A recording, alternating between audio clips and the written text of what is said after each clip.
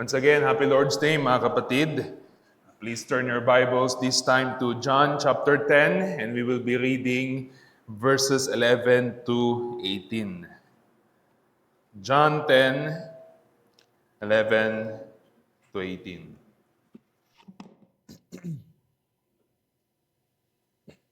This is the word of God. I am the good shepherd. The good shepherd lays down his life for the sheep. He who is a hired hand and not a shepherd, who does not own the sheep, sees the wolf coming and leaves the sheep and flees. And the wolf snatches them and scatters them. He flees because he is a hired hand and cares nothing for the sheep. I am the good shepherd. I know my own and my own know me. Just as the Father knows me, and I know the Father, and I lay down my life for the sheep. And I have other sheep that are not of this fold. I must bring them also, and they will listen to my voice. So there will be one flock, one shepherd. For this reason, the Father loves me, because I lay down my life that I may take it up again. No one takes it from me, but I lay it down of my own accord. I have authority to lay it down, and I have authority to take it up again. This charge I have received from my Father. Blessed be the reading of God's word. Let us seek the Lord's help in prayer. Our great shepherd, the great I am, once more as one flock who has entered the door by your sovereign grace, we come to you asking for your help, that you will give us eyes to see, give us illumination so that we may understand your word and behold wonderful things from it. We ask, Lord, that you will give us ears to hear. Let your sheep listen to your voice indeed this evening. Nawa Panginoong Jesus, itong pangangaral na ito ay magpanariwa ng aming pag-ibig sa iyo, just as we will be meditating on your love for us. In Jesus' name we pray. Amen.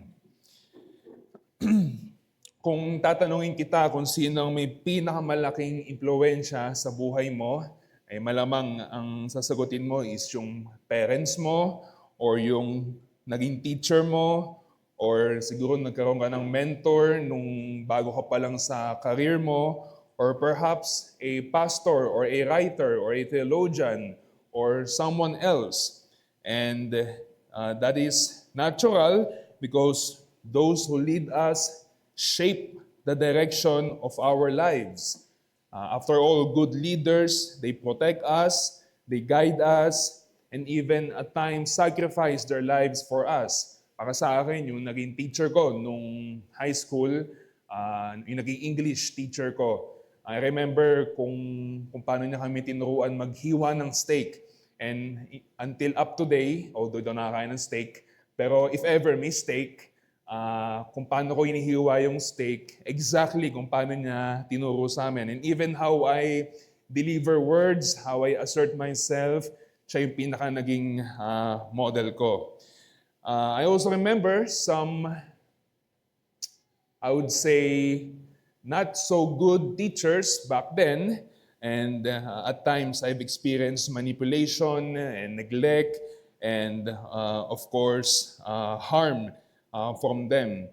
So ganun yung mga leaders. They can be a good leaders or they can be bad manipulative leaders. And the same way was true in the days of Jesus.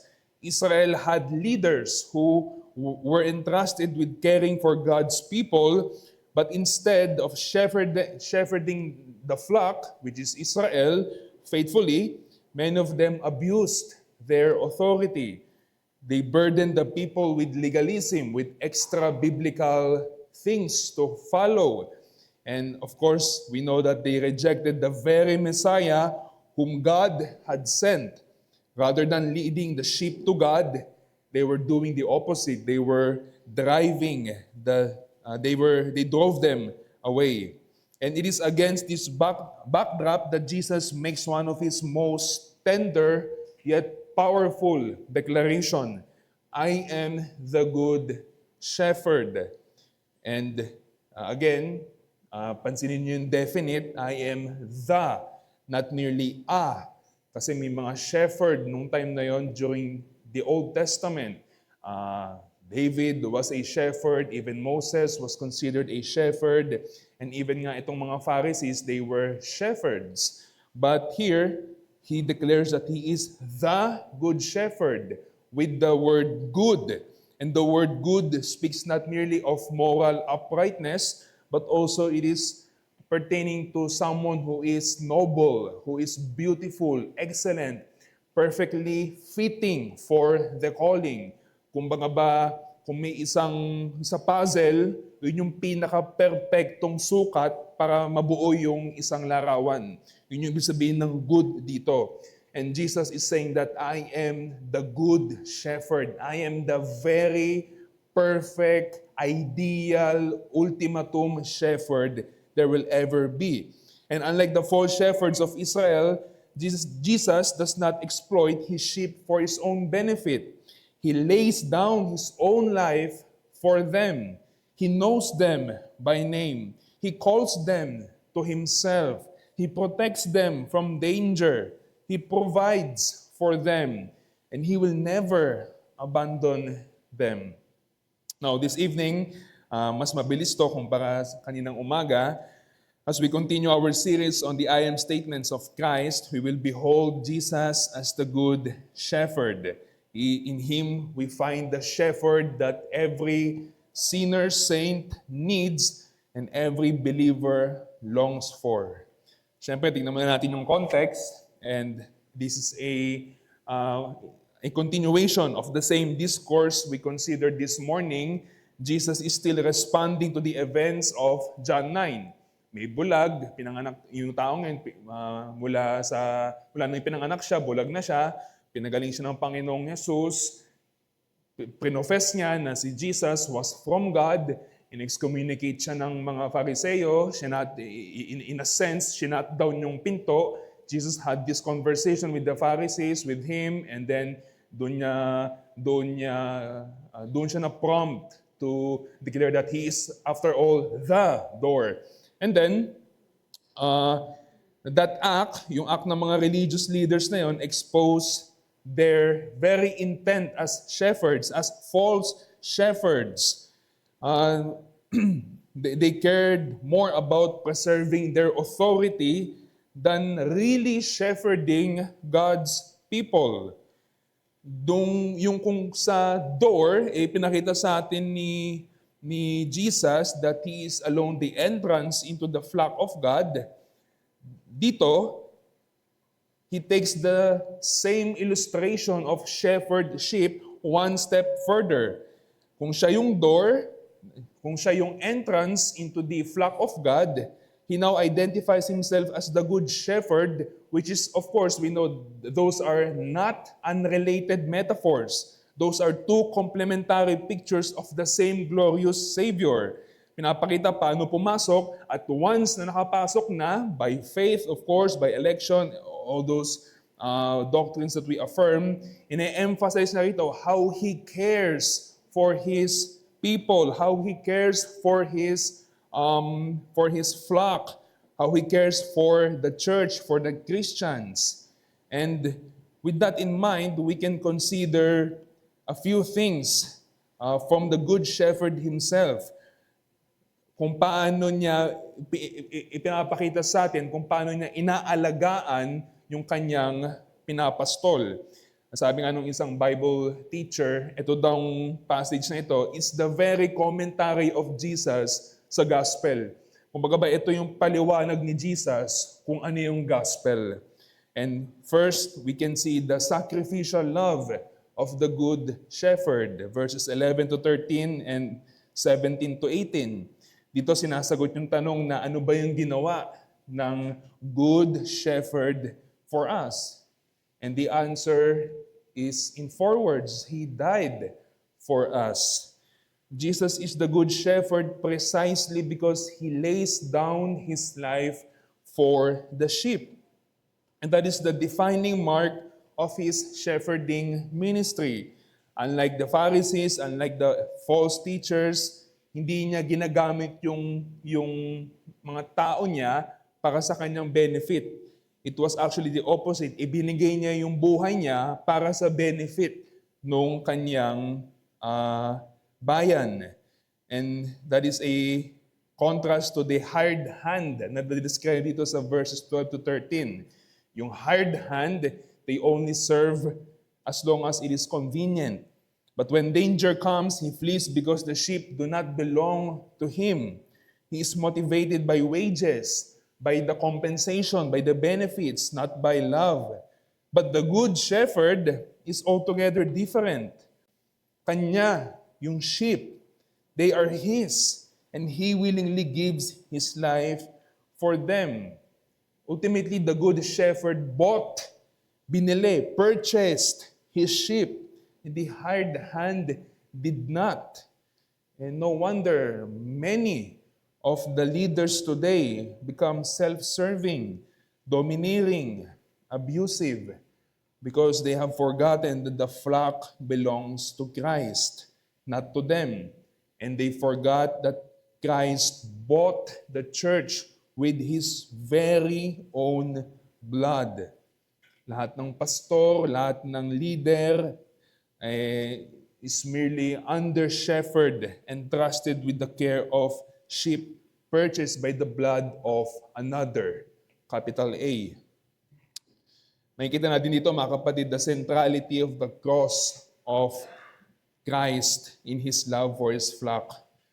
And many people, they measure the love of God by material prosperity, physical health, personal success, or a life free from hardship. But the scripture points us somewhere else. Hindi sabihin na masarap buhay mo ay mahal ka na ng Diyos covenantally or savingly. The supreme demonstration of Christ's love is not found in the gifts or material gifts. It is found in the gift which He laid down His life for us. Klarong-klaro yun, mga kapatid, when you read Romans 5, verse 8. God shows His love for us in that, ibig sabihin sa ganitong paraan, in that while we were still sinners, Christ died for us. So the greatest evidence that Jesus loves us, loves you, is not that your life is easy. Of course, He is gracious. He is loving when He does that. But that is not the saving love that we are talking about. It is that the Son of God became man and willingly went to the cross for your salvation. Sabi nga ng isang Bible teacher, the cross is the I love you of God. And I firmly believe that. Notice also that His death, kasi nga parang commentary ito ni Jesus, so I'm doing it in this style. Notice that His death was entirely voluntary. Ulit-ulit sinasabi ni Jesus, I lay down my life. I take it up again. No one takes it from me. I lay down of my own accord. I have authority to lay it down and I have authority to take it up again. So Jesus was not a helpless victim or nabiktima siya ng mga circumstances or he was overpowered by Rome or outmaneuvered by the Jewish leaders. No. The cross was voluntary. He willingly offered Himself. Every step toward Calvary was taken in loving obedience to the Father and in loving pursuit of His sheep. And these next words ought to humble us, mga kapatid. For the sheep.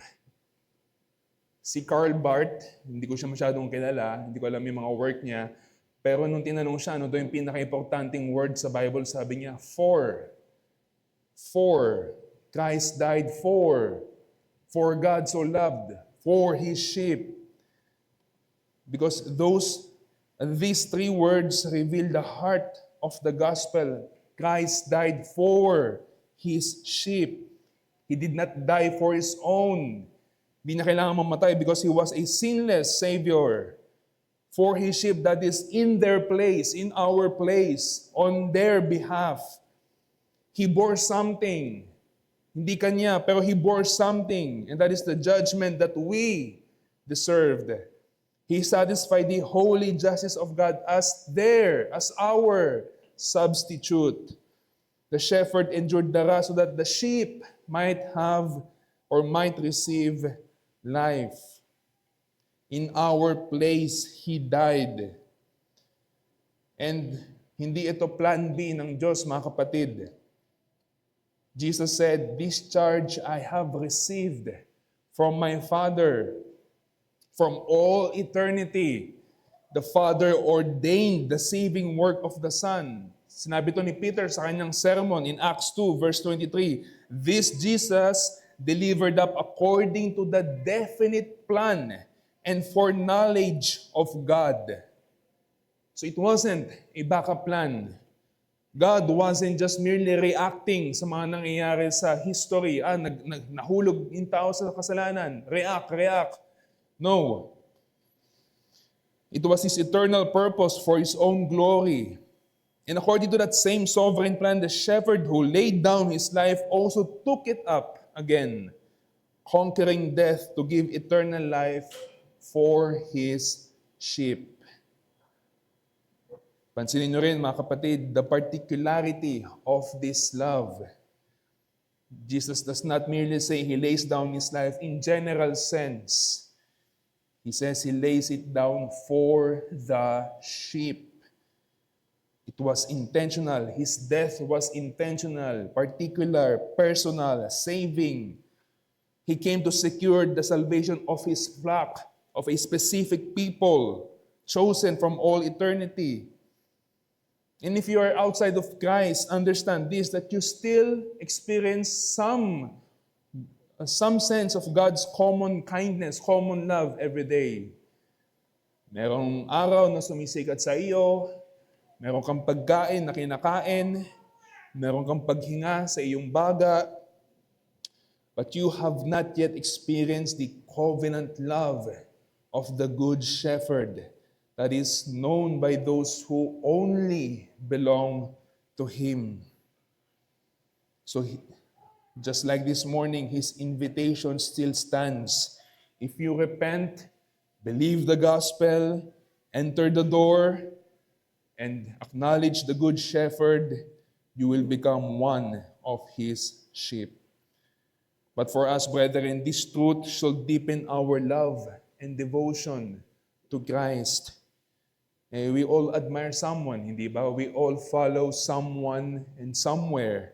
Perhaps it is a great historical figure, a philosopher, a theologian, an athlete, an actor, an artist, a successful businessman, a influencer.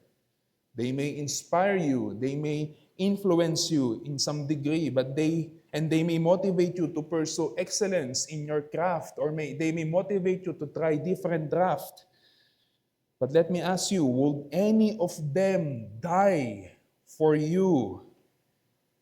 Most of them, they do not even know you exist. They do not even know your name. But Jesus does. We cannot truthfully say that celebrity will die for me. That celebrity died for me. Or that athlete laid down his life for me. No. But every Christian, if you believe in Christ, with humble gratitude yet with profound confidence, you can say, the Son of God died for me. The maker of heaven and earth, He came down for me and my salvation. You have been loved at the highest possible cost. The shepherd did not merely speak words of love. He demonstrated that love by giving His own life while you were still a sinner. And brethren, that should reshape our heart that should reshape our worship, our gratitude, our joy, our devotion. The love of God, the love of Christ should compel us towards deeper worship. Pangalawa, nakikita rin natin na merong intimate relationship itong Good Shepherd. Verse 14 to 15. And here we answer the question, how does the shepherd relate to us? Well, he knows us. And that is staggering. It is not only mere intellectual knowledge, it is a covenant relationship that has been modeled after the relationship between the Father and the Son. Tingnan niyo yung sinabi niya, just as the Father knows me, this is Christ speaking, just as the Father knows me, and I know the Father. Siyempre, hindi sinasabi dyan na yung knowledge natin sa Kanya is identical in depth or in perfection to the Father's knowledge of the Son. But rather, he's saying that the relationship believers enjoy with Him is patterned after and grounded in eternal communion between the Father and the Son. That is a blessing we enjoy in our union with Christ. The same love that has eternally existed within the Trinity overflows to those who belong to Christ. Kumbaga ba yung pag-ibig ng Diyos sa atin is dahil sa union, dahil sa pakikiisa natin kay Kristo, ay parang tila kung paano minamahal ng Diyos Ama yung Diyos Anak. Dahil isa tayo kay Kristo. Kaya nga pwede nating sabihin na kapatid natin si Kristo. We have the same hair. Namamana natin yung mga kung ano yung meron kay Christ. Wedded tayo kay Christ. The most intimate way na pwedeng i-illustrate ng Biblia sa atin. Kasi ganun tayo kaisa kay Kristo. And so, that's how God treats us. And what an incredible privilege. Hindi ba? The shepherd does not merely know our name, know our face, our circumstances, but He also knows our fears, our struggles, our temptations, our tears, our weaknesses, the burden we carry, and nothing about His sheep is hidden from Him. And yet, knowing us completely, He still loves us completely. That's the glory of the gospel. Yan yung sinasabi ni C.S. Lewis na God-shaped hole in our hearts. We all long for belonging. We all want to be known. Kaya nga pag tinignan yung Pilipinas, hindi ba, it is a very idolatrous culture and the trend of premarital sex is continuously rising. Kasi we want to belong. We long for belonging and gusto natin makilala tayo. Yung ganong klaseng relasyon na malalim, yung ganong klaseng intimacy. Yan yung binibigay sa atin ni Kristo, mga kapatid. So Christianity is not first about rules to obey, but about a relationship that was restored na dating sinira ng kasalanan. Through Him, we were once rebels, but now we are children. Strangers, but now God's household. Enemies, but now friends. And just I've mentioned a while ago, bride of Christ. Scripture describes the church as the bride of Christ. The relationship between Christ and His people is so intimate. He knows that in that sense. Kilala mo yung asawa mo, hindi ba't kilala ka ng asawa mo, yung pagkakilala niyo sa isa't isa, malalim yan. Hindi yan mapapantayan ng kahit sinong kaibigan, kahit sinong kapatid. Mas lalo na kung gano'n tayo kakilala ni Kristo. And believer, let this truth comfort you. There may be people who misunderstand you. If you read Psalms, maraming beses si David, umiiyak siya sa Panginoon dahil sinisiraan siya, dahil Pinagchichismisan siya, ini-slander siya, iba yung pinaparating ng mga kalaban niya, iba siya kung paano i-describe, in a sense na may misunderstand siya. Pag binasa mo rin yung Psalms, makikita mo, tinakwil si David, inabandon siya ng dati niyang kaibigan, binetray siya, family members may disappoint you, others may only know the version of you that you present to the world, but the shepherd knows the real you. He knows your failures, your sins, yet He has borne every ounce of it on the cross. That is why He is the good shepherd. He laid down His life for your soul. He knows your weaknesses, and yet He offers Himself as the high priest whom you can approach to find grace and mercy in times of need. He does not cast you away. He knows your future because He has ordained it. He knows exactly what you need even before you ask Him.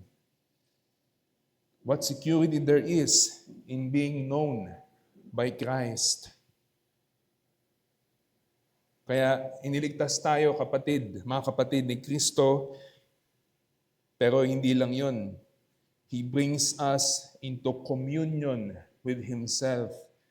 And there is no greater privilege in this life than to be able to say with humble confidence, I know God and God knows me. Minsan, di ba, may confidence tayo na, yung mayor, kilala ko yun. Yung may-ari, kilala ko yun. But just imagine, you know God. God knows you. I know my sheep. The sheep hears my voice. Just imagine that kind of privilege.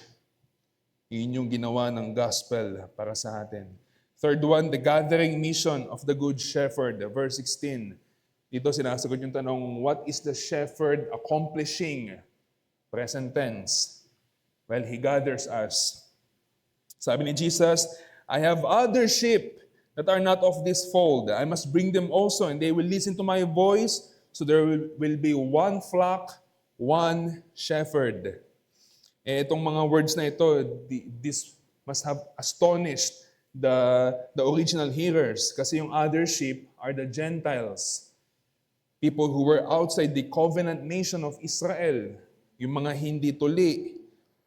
And so while Jesus' earthly ministry was primarily among the Jews, yet His saving mission was never limited to one nation. You can even see that in the Old Testament.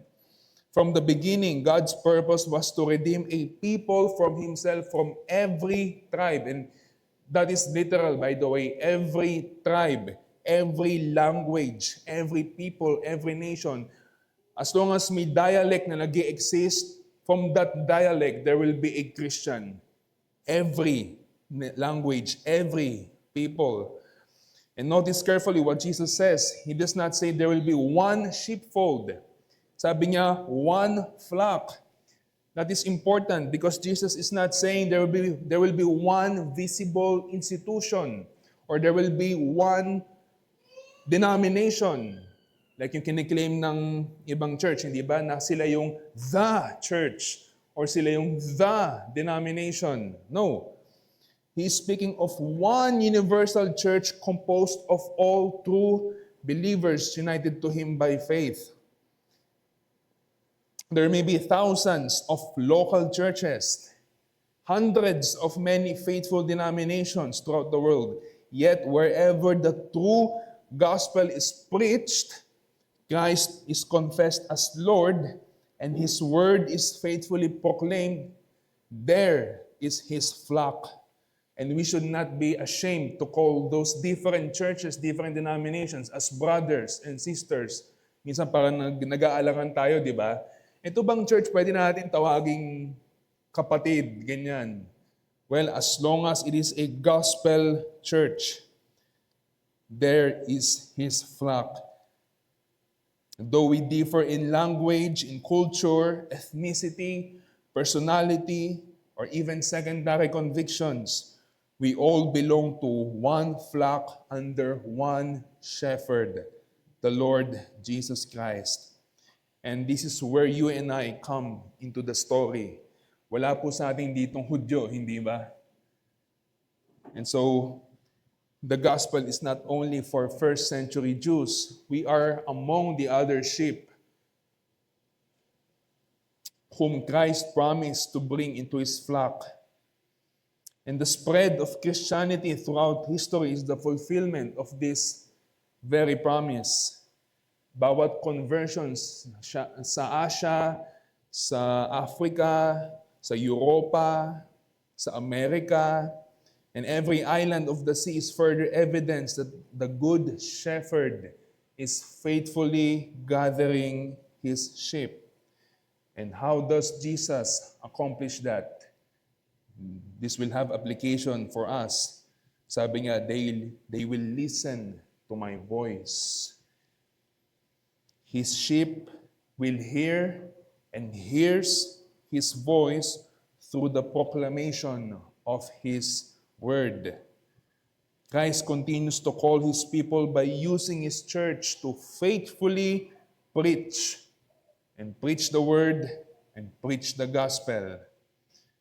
When we preach the word, when we preach the gospel, the shepherd speaks and the sheep respond. Sinabi ito, ipinaliwanag ito ni Pablo sa Romans 10, verse 40 to 17. How then will they call on Him, Jesus, in whom they have not believed? It is speaking of a person. And how are they to hear? Yung hear na yon, siya pa rin. Pag dinignan nyo yung grammar, yung person pa rin, without someone preaching. So, naririnig siya when someone is preaching. So, faith saan? Faith sa person na yon, kay Jesus, comes from hearing. And hearing through the word of Christ. Ganun ka-essential, mga kapatid, yung preaching ng salita ng Diyos. And so the shepherd still calls today, but not through audible voices from heaven, but through the faithful preaching of His word. Pag ipinapangaral yung ebanghelyo, especially on the gospel day, the Lord's day, Christ Himself summons His elect to repentance and faith. Ganon nangyayari yung regeneration, ganon nangyayari yung, ganon na-apply yung effectual calling ng Panginoon sa kanyang mga elect. His sheep hear His voice and they come. And ano yung application sa atin, mga kapatid? That should give us confidence in evangelism. Strong confidence in evangelism. Minsan ako, honestly, pag may evangelize ako or may susubukan akong dalhin into spiritual yung conversation or gospel yung conversation kung sino man kausap ko, minsan parang naduduwag ako eh. Parang feeling ko patalo ako. Parang sinusubukan kong palakasin yung salita ng Diyos. Pero hindi ganun, di ba? We are not responsible for changing hearts. Only the shepherd can do that. Our responsibility is to faithfully and simply tell of the gospel. That's it. We trust that Christ will gather every sheep that the Father has given Him. Notice also the glorious result of His mission. One flock, one shepherd. One flock, one shepherd. Mission iyon ni Kristo. So the unity of the church is not something we try to create. It is something Christ has already accomplished through His death and resurrection. Pinaliwanag yun ni Pablo sa Ephesians 2 that Christ has broken down the dividing wall between the Jews and the Gentiles. At ipinag-isa niya itong mga tao na to, He birthed a one new humanity in Himself. At hindi na tawag doon, hindi na Jew, hindi na Gentile, hindi na barbarian, Christian. Likewise, Galatians 3 reminds us that in Christ there is neither Jew nor Greek, nor slave nor free, male, female. We are all one in Him. Declaration yun, mga kapatid. That is something that Christ has already done. We are not trying to be united. There's already unity. I mean, just look around our congregation. We come from different families, different occupations, different skin colors, different personalities, generations, life experiences. Yet, we call one another brother, sister. That is because we belong to the same shepherd. We are in one flock. We have entered into that one door. Our unity is not based on similarity, but on our shared union with Christ. Kaya ang ganda nun, mga kapatid. Minsan, tignan nyo lang kapag kumakanta tayo, pag tumayo tayo, we are singing hymns, we are worshiping God, amazing grace, how sweet the sound that saved a wretch like me. Then when you look at to your right, the same person, completely different from you, singing the same hymn, worshiping the same God. When you look at to your left, different person, different struggle, different past, different background, singing the same hymn, the same promise to the same God. And at the end of our worship, we sing to one another, the Lord bless you, because we believe in one Lord, one faith, one baptism. The Lord keep you. The Lord make His face to shine upon you, because we are one. And of course, at times, we do not live consistently with that truth.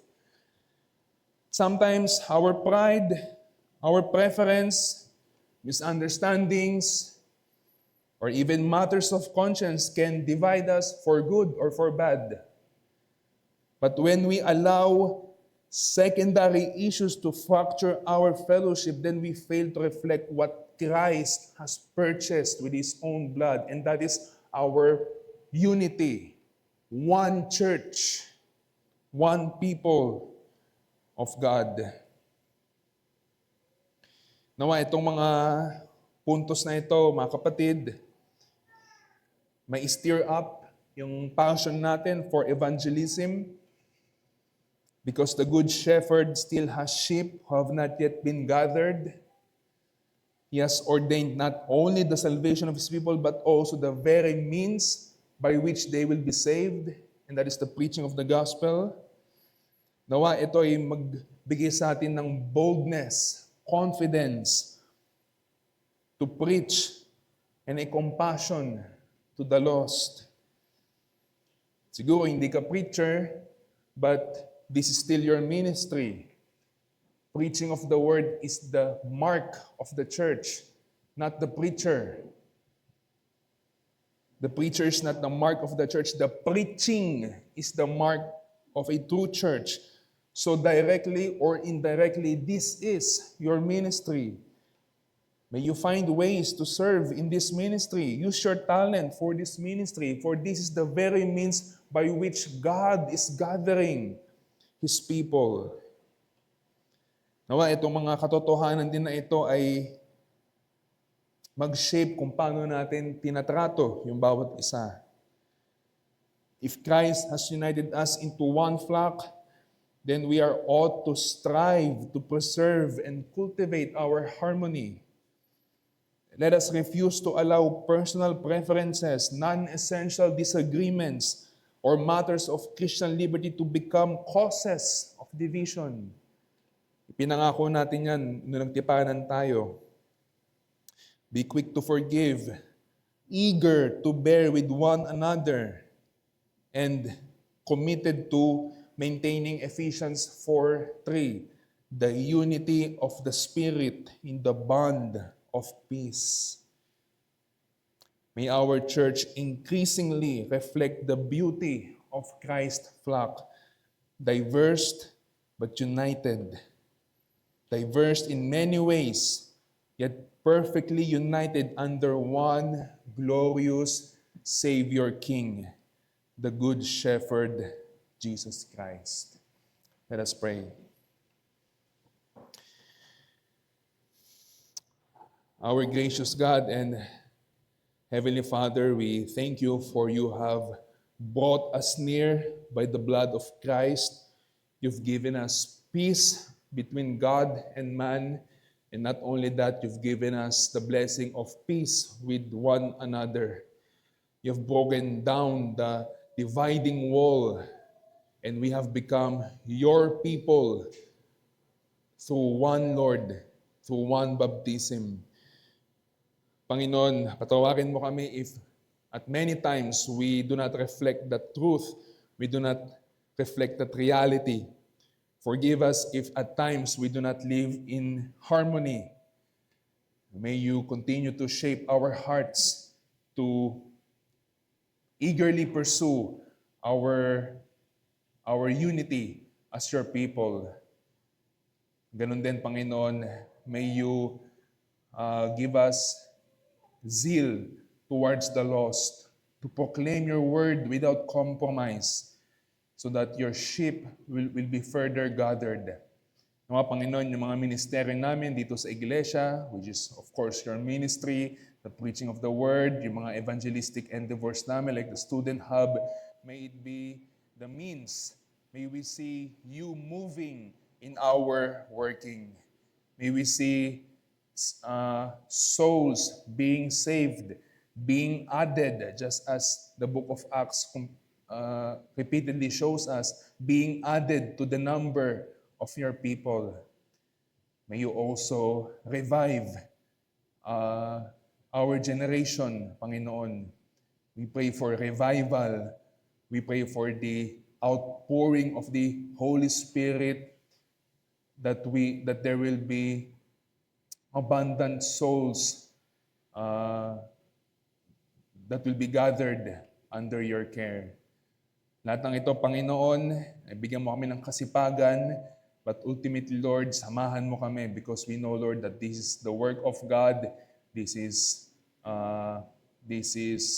only possible if the Holy Spirit will empower us and will take will efficate our ministry. In Jesus' name we pray. Amen.